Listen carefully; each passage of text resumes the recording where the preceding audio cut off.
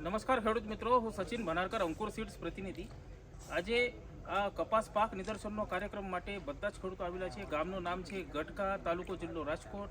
રમેશભાઈ કોલોલ એમના વાડીએ આપણે ઊભા છે, તો આપણે એનો અભિપ્રાય લેશું અને આ લાઈવ પ્લોટ નિહાળશું. આપણી સાથે જોડાયેલા છે જય બજરંગ એગ્રો કૃપા સેન્ટરના રસિકભાઈ મોલિયા.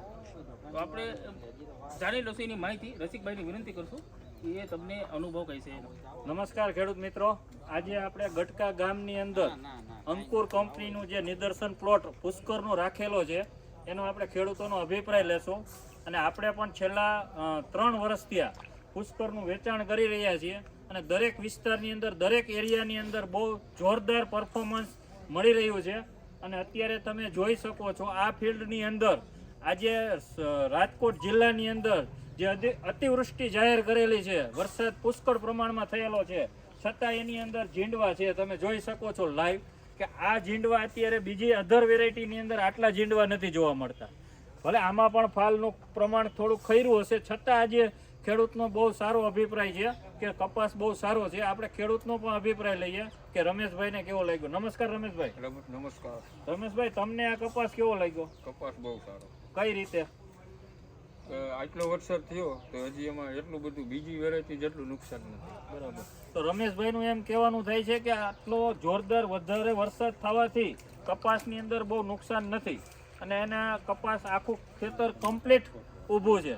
આપણે બીજા ખેડૂતો પણ અહીંયા હાજર છે. તમારું શું નામ?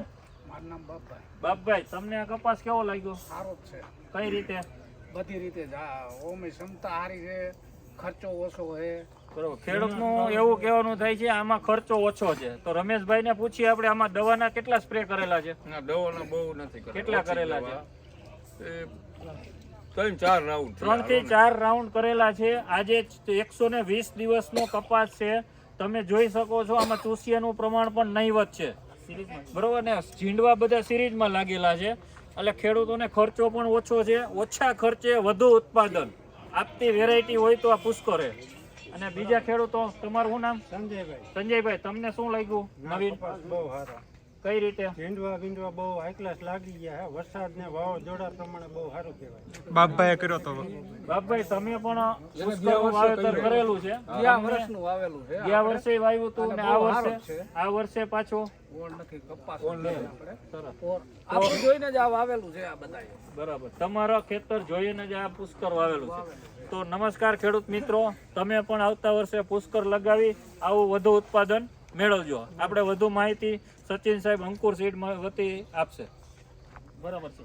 તો બધા જ ખેડૂતોના અભિપ્રાય સારા છે.